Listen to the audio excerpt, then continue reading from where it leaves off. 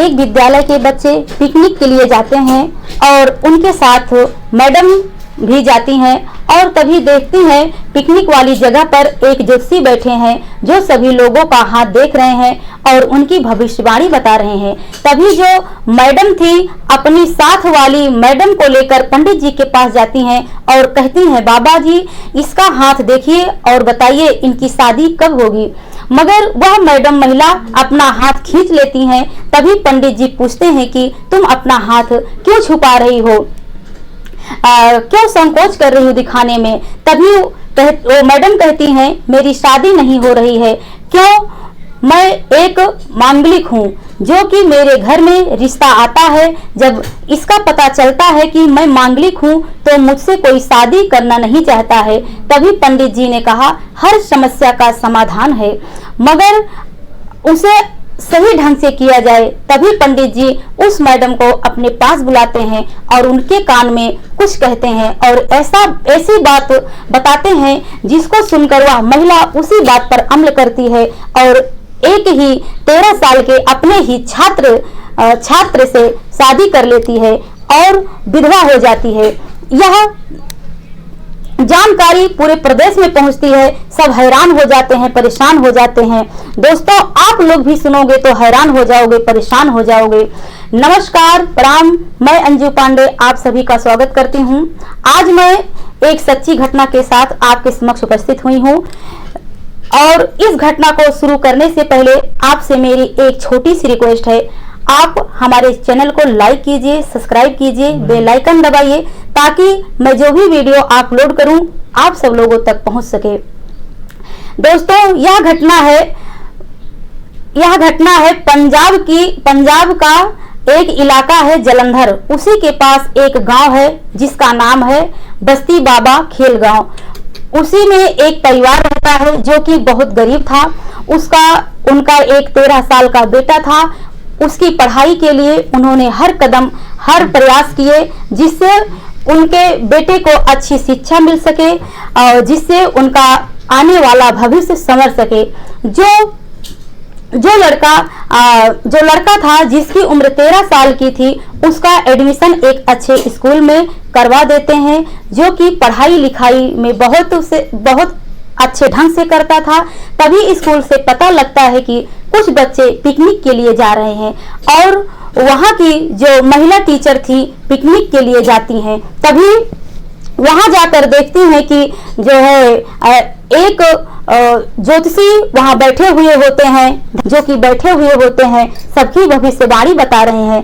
तभी ये मैडम जो होती हैं ये भी पंडित जी के पास जाने के लिए सोचती हैं और दोस्तों इनकी शादी नहीं हुई होती है और इनकी उम्र निकलती जा रही थी।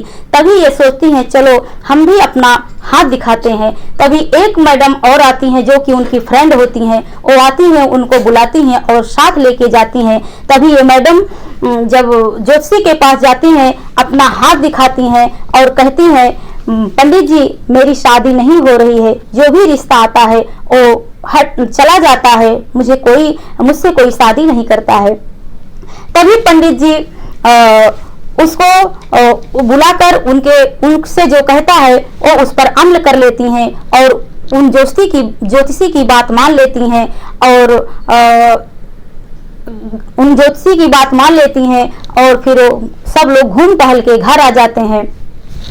तभी एक दिन ये जो टीचर महिला होती है वो जो 13 साल का लड़का होता है उसके घर जाती हैं और उसके माँ बाप से कहती हैं कि आपका लड़का पढ़ाई में बहुत ठीक है और बहुत अच्छे ढंग से पढ़ाई करता है, इसको ट्यूशन की जरूरत है। तभी उसके माता पिता कहते हैं कि हमारे पास तो पढ़ाई कराने के लिए भी पैसा नहीं जुट पाता है, आखिर मैं इसको ट्यूशन कहाँ से पढ़ाऊंगा। तभी वो मैडम कहती हैं कि आप इनको हमारे साथ भेज दीजिए और मैं इनको ट्यूशन पढ़ा दिया करूंगी। तभी वो लोग कुछ नहीं बोलते हैं, लेकिन वो मैडम कहती हैं कि हमारी एक शर्त रहेगी, ये तुम्हारा लड़का हमारे ही साथ रहेगा, हमारे ही घर में रहेगा। तभी वो माँ बाप भी सोचने लगते हैं कि चलो ठीक है, हमारे पास इतना पैसा नहीं है कि हम अपने बच्चों को कहीं अलग से ट्यूशन कराएं। और फिर वो माँ बाप जो है उस मैडम के साथ अपने लड़के को भेज देते हैं। दोस्तों जब वो मैडम अपने लड़के को लेकर अपने घर जाती हैं और जब लड़का घर के अंदर जाता है तो देखता है कि घर में उनके सजावट हो रही है, बहुत लोग जुटे हुए हैं और इन मैडम के हाथों में मेहंदी लगाई जा रही है। उसके बाद जब लड़का देखता है कि मैडम के हाथों में मेहंदी लग रही है तो मैडम से पूछता है कि मैडम आपकी शादी होने वाली है क्या? तभी मैडम बोलती हैं हाँ आज हमारी शादी होगी और जैसे हमारे हाथों में मेहंदी लग रही है वैसे ही तुम्हारे हाथों में मेहंदी रचाई जाएगी और आज हमारी और तुम्हारी शादी होगी।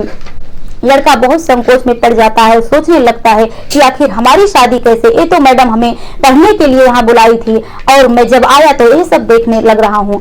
तभी वो मैडम कहती हैं तुम ये बात किसी से मत कहना, आज हमारी और तुम्हारी ही शादी होगी और तुम्हें दूल्हे का कपड़ा पहनना होगा, हमारी तरह तुम्हारे हाथों में मेहंदी लगेगी और आज तुम अपने हाथों से हमारी मांग में सिंदूर भरोगे। तभी उस लड़के को मैडम जो होती हैं बहलाती हैं, फुसलाती हैं और वो लड़का मान जाता है।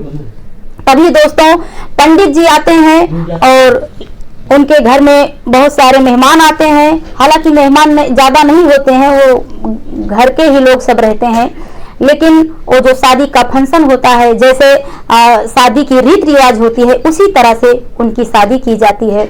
लड़का देखता है कि पंडित जी आते हैं और लड़की और लड़के को बैठाते हैं, जो अग्नि का फेरा कराते हैं, फिर मांग में सिंदूर डाला जाता है, मंगलसूत्र पहनाया जाता है। लड़का सब चीज मैडम के साथ करता है, लेकिन दोस्तों और 7 फेरे लेता है।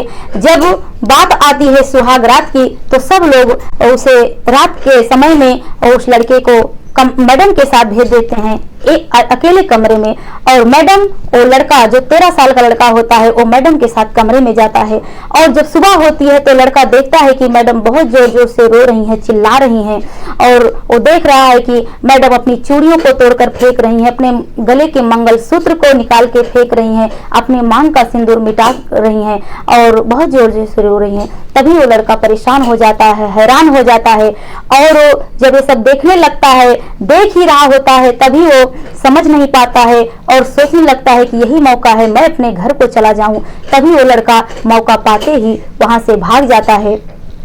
और दोस्तों जब ये लड़का मैडम के यहाँ आया था तो माता पिता के यहाँ वो अपने हफ्ते में एक बार जाया करता था, लेकिन 10 दिन से वो लड़का अपने घर नहीं जा रहा था।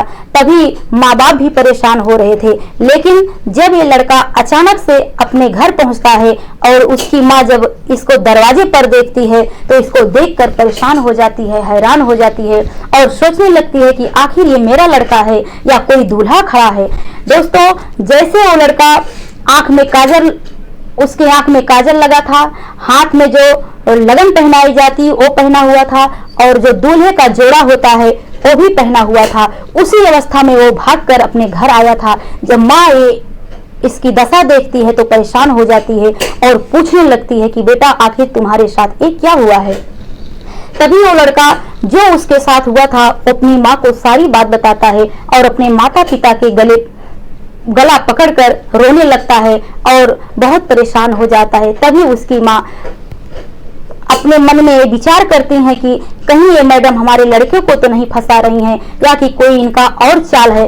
तभी वो इस बात से हैरान होती हैं। उसके बाद वो अपने लड़के को लेकर पुलिस स्टेशन जाती हैं और वहां जाने के बाद पुलिस को जो घटना घटी रहती है उसके लड़के के साथ में वो पुलिस को बयान करती हैं। पुलिस उनकी सारी बात सुनती है और लड़के से पूछती है कि आखिर तुम्हारे साथ क्या हुआ है। तभी लड़के ने जो मैडम ने किया था वो सारी बात मैडम की लड़के ने बताया।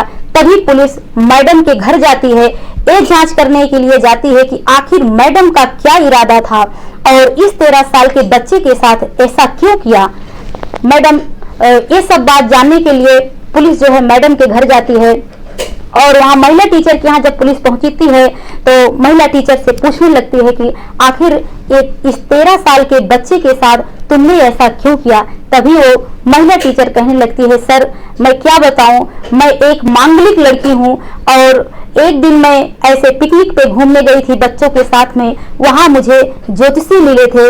उन्होंने मेरा हाथ देखा और मेरा हाथ देखने के बाद उन्होंने बताया कि बेटा अगर तुम अपनी शादी ऐसे किसी कुंवारे लड़के से पहले करके, शादी का नाटक करना पड़ेगा तुम्हें, पहले तुम शादी करना, 7 फेरे लेना, मंगलसूत्र पहनवाना, मांग में सिंदूर लगाना, ये सब करने के बाद फिर तुम एक विधवा की तरह हो जाना, जैसे कि अपना कपड़ा निकाल देना, मांग का सिंदूर निकाल देना और उसके बाद में रोना धोना शुरू कर देना, चूड़ियां तोड़ देना, जैसे लगे कि तुम्हारा पति मर चुका हो।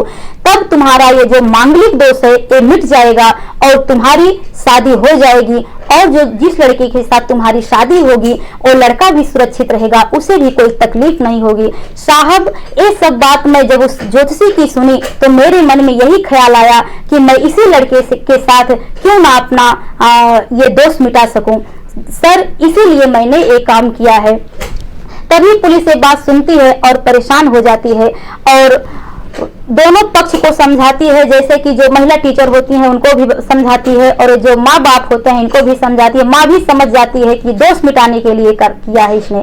तभी पुलिस जो है ना तो लड़के की तरफ से कोई FIR दर्ज होता है और ना लड़की की तरफ से होता है। दोनों सहमति से अपने अपने घर चले जाते हैं और पुलिस भी वहां से चली जाती है। लेकिन पुलिस इतना समझा के जाती है, कभी भी ये अंधविश्वास में किसी भी बालिग बच्चे का बलि मत चढ़ाओ, ऐसा नहीं करना चाहिए। और जो है फिर दोस्तों पुलिस वहां से चली जाती है और वो जो लड़के वाले होते हैं वो भी अपने घर चले जाते हैं, लड़की वाली भी अपने घर चली जाती है, सब लोग चले जाते हैं, सब समाधान हो जाता है। दोस्तों आज जो भी अंधविश्वास फैल रहा है, इस अंधविश्वास में आप लोग कभी भी मत जाइएगा, क्योंकि ये जो अंधविश्वास है ये कभी भी किसी की जान ले सकता है और जान दे भी सकता है। इसीलिए दोस्तों जहां रहें सावधान रहें, सतर्क रहें।